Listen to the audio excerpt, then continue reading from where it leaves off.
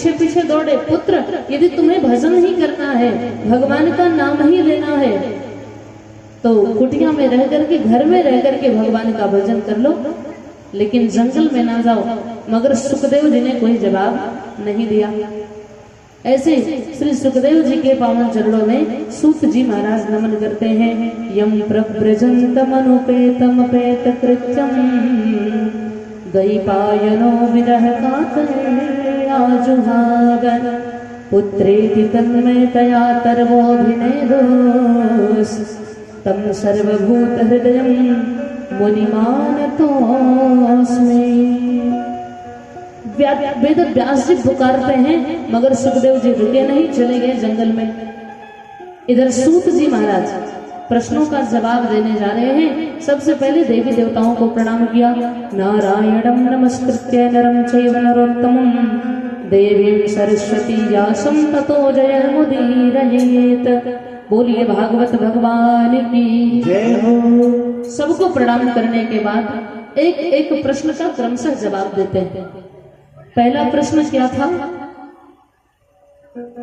पल्ला झाड़ कथा हो गई।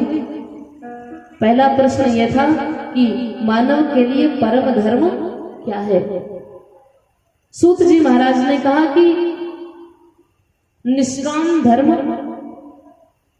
निष्काम भाव से भगवान से प्रेम किया जाए, इससे बड़ा दूसरा धर्म नहीं है।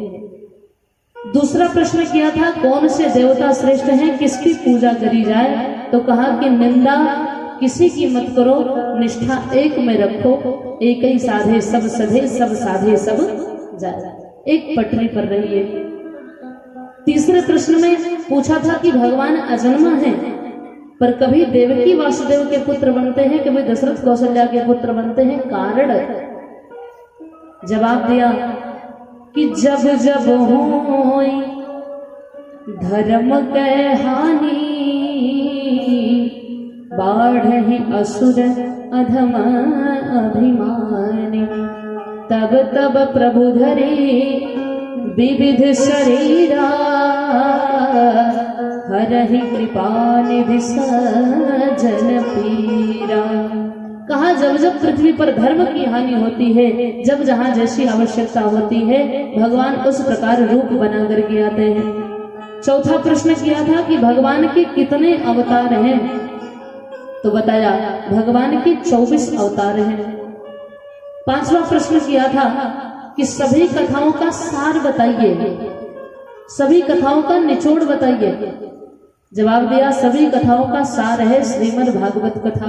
बोलिए भागवत भगवान की जय हो। और जिस कथा की रचना किसने करी? महर्षि वेदव्यास जी ने। सौनकादि ऋषियों ने प्रश्न किया कि ये वेदव्यास जी कौन है, किसके पुत्र हैं, और उन्होंने भागवत जी की रचना क्यों करी, कारण बताइए।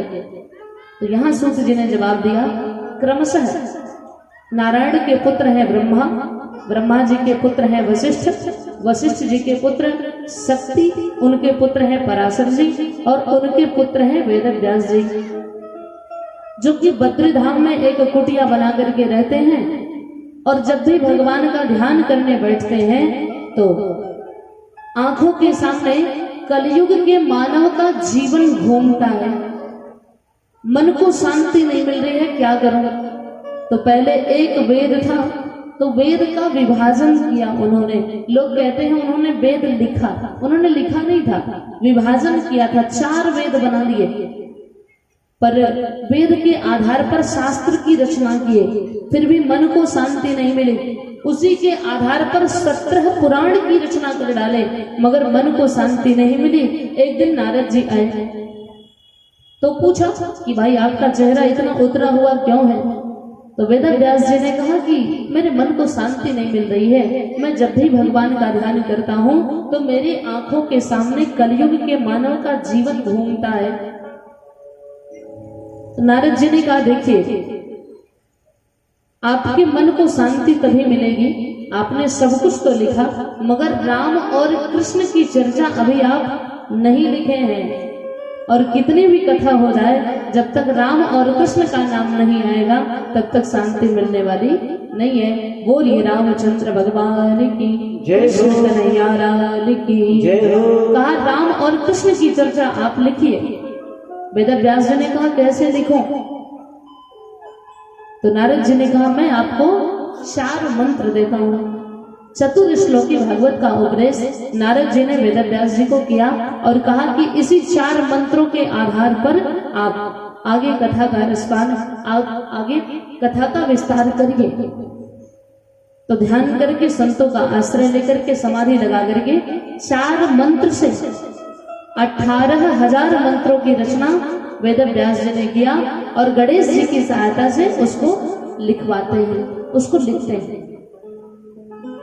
भागवत जी की रचना इस प्रकार हुई। मन में सोचा कि किसको सुनाऊं, कौन है जो पृथ्वी पर, जो जन जन में इस भागवत का प्रचार कर सकता है। आत्मा ने कहा कि सुखदेव के अलावा और दूसरा कोई योग्य नहीं है। फिर सोचा कि सुखदेव तो जैसे जन्म हुआ वैसे ही जंगल को चले गए, आएंगे कैसे?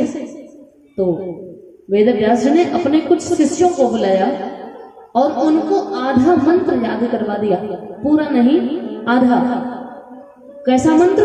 भगवान श्री कृष्ण के श्रृंगार का वर्णन, कि भगवान कृष्ण दिखते कैसे हैं, आधा मंत्र याद करवाया और शिष्यों से कहा जाओ जहां सुखदेव बैठ करके भगवान का ध्यान कर रहे हैं वहीं अगल बगल इसी मंत्र का गायन करना। शिष्य लोग पहुंचे, जहां सुखदेव जी बैठे निराकार ब्रह्म की उपासना कर रहे थे वहीं जाकर के शिष्यों ने मंत्र पढ़ना शुरू किया। वरहा पीडम नटवर वपुः कर्णयोः कर्णिकारम् बिभ्रदवाशः कनककपिशं वैजयन्तीं च माला। सुखदेव जी भगवान निराकार ब्रह्म का ध्यान कर रहे हैं और श्री कृष्ण की सुंदरता का वर्णन जब शिष्यों ने जाकर के किया कि छोटे से कन्हैया वेणु बजाते हुए वृंदावन में प्रवेश कर रहे हैं, कानों में कनेर के कुंडल हैं और भगवान के नेत्र ऐसे दिख रहे हैं मानो स्वच्छंद जल में मछलियां विहार कर रही हैं।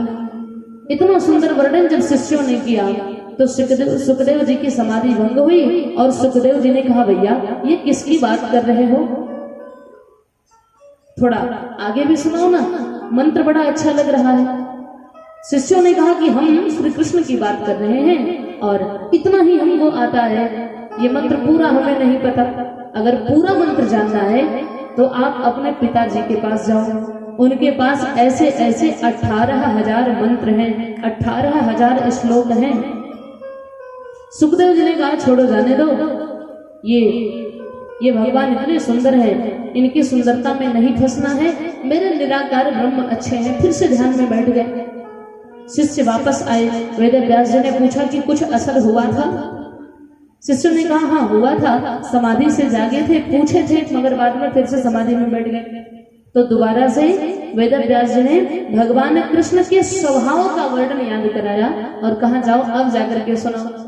भगवान के स्वभाव का वर्णन आकर के शिष्यों ने किया कि भगवान कितने दयालु हैं, कितने कृपालु हैं कि पूतना जहर लगा करके आई थी, पूतना जहर लगा करके आई थी और उस समय भगवान सिर्फ और सिर्फ 6 दिन के थे, मात्र 6 दिन के।